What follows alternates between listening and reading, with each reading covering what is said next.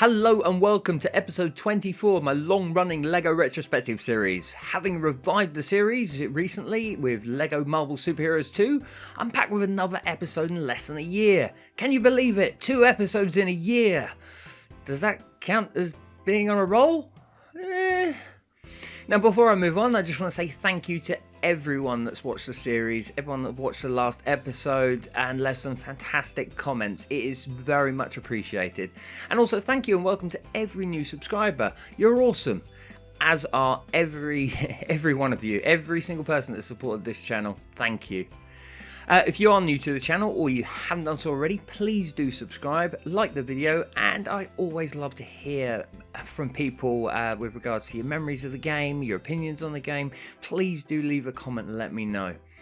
Anyway, let's get to it. The 24th episode, and it's one that, in all honesty, I've been putting off for a while. Not because I didn't enjoy it, but because it is so very different from all the others. I am, of course, talking about LEGO Worlds. Now, despite the big franchise mashing insanity that is LEGO Dimensions, in terms of actual gaming mechanics, the Toys for Life behemoth still follows the standard tropes of any TT Games LEGO game. Whereas LEGO Worlds is truly something completely different. With no real story to follow, no hardened structure guiding you in some way, as you get with the other games, the possibilities are truly endless here. It's because of this that a lot more time and effort was needed for this review. I've actually owned LEGO Worlds since before it was even a completed game. I picked it up on Steam Early Access during beta testing. I've been a fan of LEGO games for as long as they've existed, and I still remember the intrigue sparked by this game's announcement back in 2015. My first thought was, could this be LEGO's answer to Minecraft? I mean, let's face it, LEGO, it's a natural fit for the way Minecraft works, to the point that the two entities have actually partnered multiple times for actual sets. Now, for those of you that aren't familiar with the game, let's delve into the chaotic world that is LEGO Worlds. Officially released in 2017, LEGO Worlds is a sandbox game that allows players to visit an endless galaxy of procedurally generated worlds, ranging from small through to massive. These square worlds contain multiple biomes to explore, from farmland themed Merry Meadows to lava covered Wicked Wasteland. There are jungles, there are rainforests, there are medieval kingdoms, haunted woods, you name it, there's an environment for all tastes. All created with the wonders of LEGO. You play an unnamed minifigure who begins life as a generic spaceman with his busted up trusted ship. After working your way through a basic tutorial on fixing up your ship, you've got the entire universe to explore. Your mission is simple: explore strange new worlds, seek out new minifigures and new civilizations to boldly go where no minifigure has gone before. Well, except for the ones that actually live there already, that is. These worlds are actually far from uninhabited, with scores of themed minifigures populating the diverse environments, many of which will enlist your help for tasks and missions. These range from combating bad guys, to build missions, to fetch missions, all fairly basic, but diverse enough to be entertaining. What's the incentive to completing these missions when you can openly explore the universe, I hear you ask? Well, there's a couple of different outcomes, but the primary focus is to collect the LEGO MacGuffin, that is, the gold brick.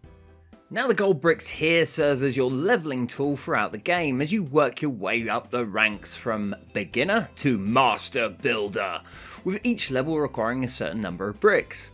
At certain levels in the game, you'll also unlock special abilities such as a camera, a torch, or even the grappling hook, as well as upgrades to your ship which allow you to reach larger worlds. The end goal for leveling is simple: 100 gold bricks. At this point, you'll unlock all the abilities on offer, including custom worlds which give you a bit more control over what a world will look like in terms of size and biomes available. 100 bricks might seem like such a small number to achieve compared to, say, LEGO Dimensions, where if you want to get 100%, you've got to collect over 1,000 gold bricks. But trust me, LEGO Worlds is a grind. I did it for this review and it took a very, very long time. This is because, like the worlds themselves, the gold brick missions are randomly generated, so you may visit a world with one mission in, or you may find yourself in a LEGO creator town with 10 missions back to back. It varies so much. Travelling the vastness of the LEGO universe and collecting gold bricks, however, is just a small part of what makes LEGO Worlds what it is. It's mostly there just to give the game some structure. Creating an imaginative play is the true nature of this game, and thanks to a superb free world tutorial, you learn pretty much everything you need to get started. There are a number of tools at your disposal from very early on in the game, with the most important one being the Discovery tool. Think of it as an instant handheld 3D printer that's capable of scanning an item and replicating it as much as you like. That's basically it. As you work through the universe, you'll build up a catalogue of items which you can scan. Everything in this catalogue can then be used when you need it. Say for example you have a quest where a medieval king has asked you to build a castle. Grab the build from your Discovery catalogue and build it for him to complete the mission. Then, after completing the quest, maybe you decide you want a castle. Why not? You know. Easy. Go to the catalogue and build another one. It's that simple. The Discovery tool also gives you the ability to scan minifigures once you've helped them out, that is. So, do their mission, then scan them. Once you've scanned them, you can become them, or make more of them. The choice is yours. You can also create your own personalised look by taking bits and pieces from different minifigures you've unlocked. Similarly, animals can be unlocked, help them in some way, usually by giving them food, and you can scan them to replicate as needed. Be warned though, once you do feed them, they are overly friendly and will follow you everywhere. Seriously, I had 2 cows following me around even when I went over water. Turns out cows are really good swimmers. Well, Lego cows anyway. Other tools expand on this concept even further. With the build tool, you can build something brick by brick if you want to, using basic element pieces, or build a custom house in about 5 clicks. Built a custom creation you're extremely proud of? Why not use the copy tool to store the entire custom build in your catalogue, so that you can print it anywhere you like. Don't like the colour of something? The paint tool has got you covered for options. In fact, one of the most interesting mechanics of this specific tool is that painting something a certain colour can actually change the texture of the brick. So there's an option to paint something as lava or water, very useful for some of the quests on offer. Want to flatten a hill, destroy a town, or raise the ground? The terrain tool has got you covered there as well. When you put all these tools and abilities together, there's actually very little you can't do to manipulate the worlds you find yourself on. Over the course of playing the game, you'll unlock so many different things, buildings, people, animals, weapons, vehicles of every kind. There is a lot to play with, and it can be quite overwhelming at first. What is impressive about this game more than anything is, despite the complexity and freedoms on offer, it's probably one of the most stable LEGO Games TT games have created.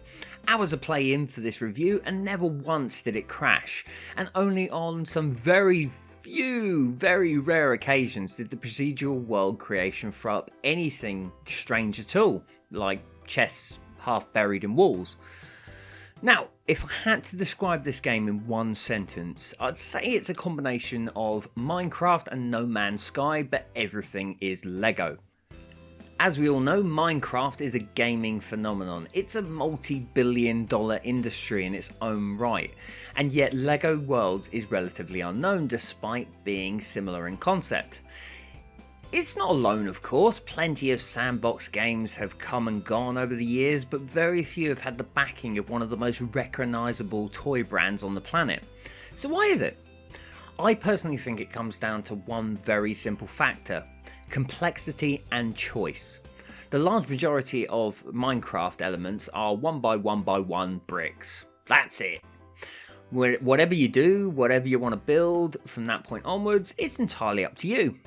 Yes, they have added things over the years, missions, the Ender, the Nether, etc.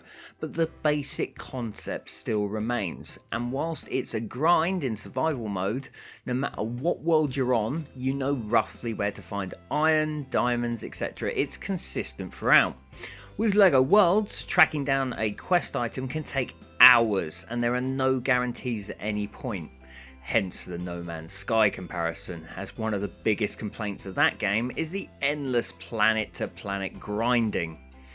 LEGO Worlds overcomes this problem, however. As you play through the game, the further you get in, the more reusable stuff you unlock. That's when it becomes less of a grind. But it is a slow starter and takes monumental patience to truly reach that point. Given its younger target audience, that's probably why it never reached the heights of Minecraft in terms of a following. There is of course a sandbox mode if you're happy to ditch the achievements, the challenges, the exploration, and just have everything at your fingertips from the very beginning. Much like Minecraft's creative mode, this cuts out the grind and struggle and just allows you to play and create, and it can be exceptionally fun with absolutely no restrictions. But it's not for everyone, and I see that as a fan of it. Now, of course, I don't speak for everyone, but many LEGO fans, they want the simplicity of jumping into a structured story, playing around with their favourite characters from a licensed theme, and enjoying short bursts of LEGO fun. That's the raw appeal that LEGO Star Wars initiated, and that makes total sense. LEGO Worlds, much like Minecraft, is for those that want to take the passion of LEGO set building to the digital environment and spend hours upon hours creating vast environments without the massive hole in their bank account from buying the actual bricks. And that's who this game is targeted at, in all fairness. Graphically, the game is solid. As I mentioned before, it's proven very stable, and with so many diverse environments, objects and characters from LEGO's stock on offer here, it's beautifully rendered.